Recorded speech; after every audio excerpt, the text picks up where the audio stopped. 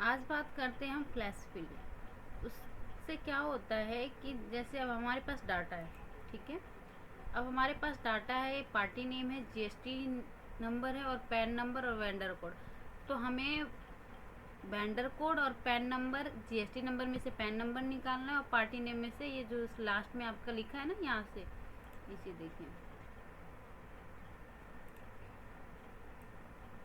ये जो नंबर लिखे हैं ये आपका वो हो गया वेंडर कोड नंबर, ठीक है। और आपके इसी में से तो आपका जीएसटी नंबर क्या है, पतला रूल ले लेते हैं।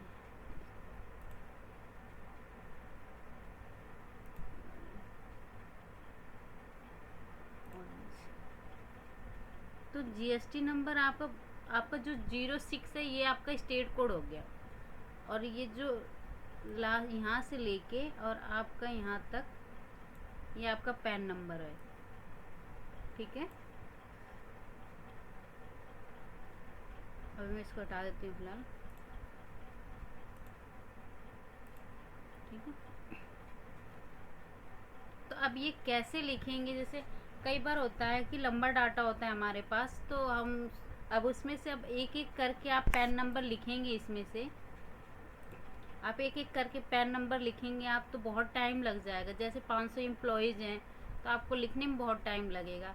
तो उसके लिए हम क्या करेंगे, एमएस एक्सेल में फ्लैश फिल आता है। जैसे जैसे आप जाओगे डाटा पे, ठीक है, डाटा पे आपने क्लिक किया है और ये आपका फ्लैश फिल आ गया, ठीक है। ये आपका फ्लैश फिल आ गया, ये आपका फ्लैश फिल, ठीक है। जैसे आप इस पर क्लिक करेंगे, इसको मिटा देते हैं। जैसे आप पे इसे क्लिक करेंगे तो कंट्रोल ई आएगा, देखना आपको। आप इसका शॉर्ट की है आपका कंट्रोल ई। अब देखिए, चलिए हम वर्क करते हैं। जैसे मैंने अब इसमें से जीएसटी नंबर में से पैन नंबर निकाला अपना, आगे का मैंने स्टेट कोड छोड़ा, AA KCA, ठीक है, 4425A। लास्ट का आपको 3 डिजिट छोड़ना है।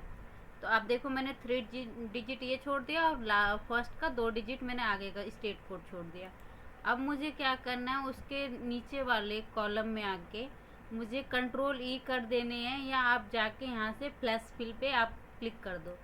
जैसे आप फ्लैश फिल पे क्लिक करेंगे, देखिए आपके सब में जितने भी जीएसटी नंबर थे उनके सारे पैन नंबर निकल के आ गए, ठीक है। ऐसे हमें अभी अगर वेंडर कोड चाहिए, वेंडर कोड चाहिए तो आप यहाँ पे वेंडर कोड 1 लिखेंगे। जैसे हमारा इसका वेंडर कोड है P1, देखना P1895। तो अब मैं यहाँ पे डालूंगी P1895, ठीक है।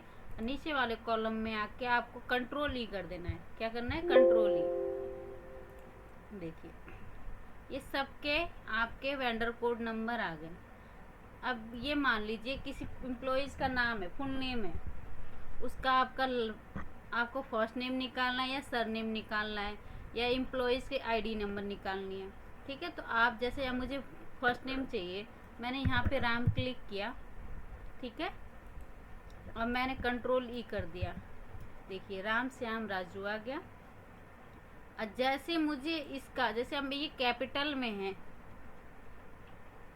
ये कैपिटल में है, अब मैं इसको निकालना है, मुझे स्मॉल में करना है।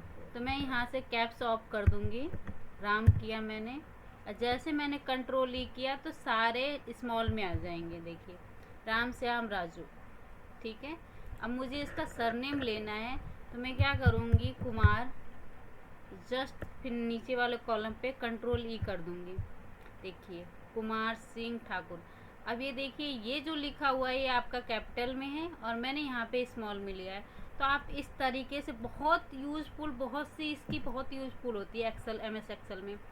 जब आप किसी कंपनी में काम करते हो तो काफ़ी डाटा होते हैं जिसकी आपको कई बार होता है कि आपको वेंडर कोड निकालना होता है अलग, जीएसटी नंबर अलग निकालने होते हैं। तो जब आप मैनुअली लिखने लगोगे तो बहुत टाइम लगेगा। और ये आपका 5-10 मिनट का काम है, जो भी आपको डाटा निकालना है, जो भी है। मुझे तो 5-10 मिनट, 2 मिनट लगते हैं।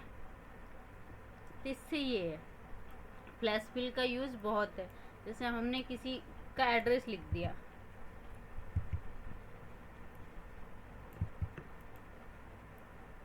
इसको डिलीट करते हैं। जैसे मैंने यहाँ पे लिख दिया प्लॉट नंबर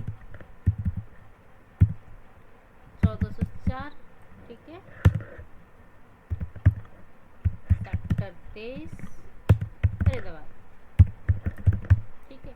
अब मैंने इसका पैन कोड लिख दिया, ठीक है। इस कॉलम को थोड़ा बड़ा कर लेते हैं।